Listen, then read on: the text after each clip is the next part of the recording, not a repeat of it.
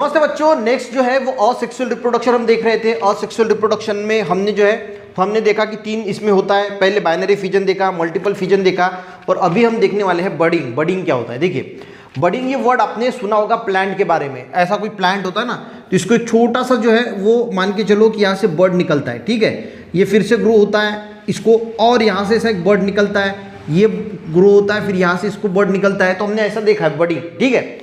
उसी प्रकार कुछ ऑर्गेनिजम्स में जैसे कि ईस्ट है, ईस्ट का जो असेक्सुअल रिप्रोडक्शन होता है वो बडिंग के थ्रू होता है। यानी मान के चलो कि ये ईस्ट है, ठीक है, तो इसको यहाँ पे एक ऐसा बर्ड निकलता है और उसके बाद ये जो अंदर का न्यूक्लियस है ये डिवाइड होके यहाँ पे चला जाता है और यहाँ पे जो है वो यहाँ पे बर्ड दूसरा तैयार हो जाता है। इसमें इसे दूसरा बर्ड तैयार हो जाता है, इसमें से ऐसे बर्ड निकल के दूसरा ईस्ट तैयार हो जाता है। तो इस प्रकार से ये जो है वो असेक्सुअल रिप्रोडक्शन हमें बडिंग के द्वारा ईस्ट में देखने को मिलता है। देखिए, इसके लिए आपको एक एक्सपेरिमेंट करना है। Bring the active dry east powder. आपको मार्केट में अगर कहीं किसी भी दुकान में चले जाओगे किराना की, तो वहाँ पे आपको ड्राई ईस्ट पाउडर मिल जाएगा।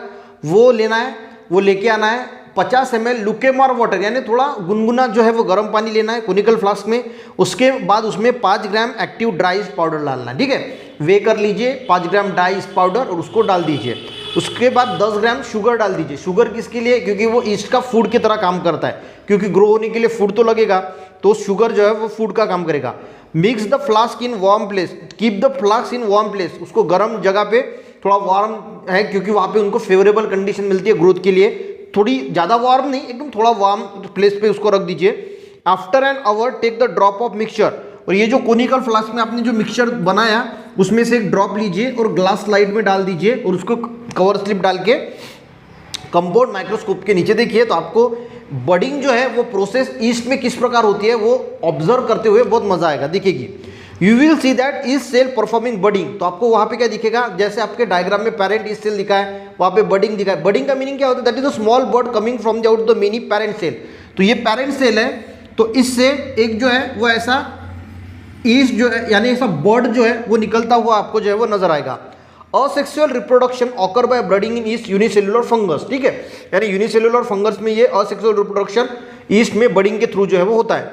East cell produce 2 daughter nuclei by mitotic division. इसका न्यूक्लियस जो होता है ये पहला ऐसा यहाँ पे इसका माइटोटिक डिवीजन होके 2 न्यूक्लियाई जो है वो बन जाते हैं as the reproduce by budding. This yeast cell is called parent cell. इसको पेरेंट सेल बोला जाता है और इससे में एक बर्ड निकलता है और one of the 2 daughter nuclei enter this bird.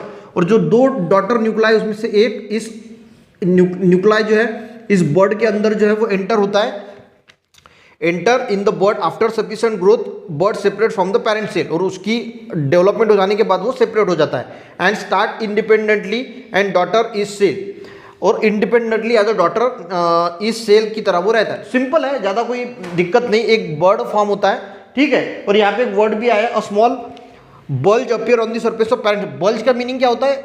फुगौटा, ठीक है, जो अब थोड़ा सा इसको हम बोलते हैं। तो सिंपल है, यहाँ पे बडिंग में क्या होता है, एक थोड़ा सा बर्ड जो है वो बाहर निकलता है, उसमें एक डॉटर न्यूक्लियाई एंटर करता है और दूसरा ईस्ट सेल जो है वो डॉटर ईस्ट सेल जो है वो बन जाता है। समझ में आ गया बडिंग?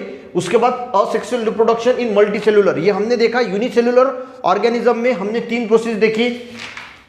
पहला देखा था बाइनरी फिजन, उसके बाद देखा था मल्टीपल फिजन और अब देखा बडिंग। पर ये asexual reproduction in unicellular organism है। अब उसके बाद हम देखने वाले हैं asexual reproduction in multicellular organism, यानी जिनके अंदर बहुत सारे सेल प्रेजेंट होते हैं उनके अंदर असेक्सुअल रिप्रोडक्शन किस प्रकार से होता है, तो ये समझने की कोशिश करेंगे। आज का वीडियो समझ में आया, अच्छा लगा, एक लाइक जरूर करना, अपने दोस्तों को भी शेयर करना, बच्चों चैनल पे ने जरूर सब्सक्राइब करना। मिलते हैं नेक्स्ट वीडियो में, तब तक के लिए जय हिंद।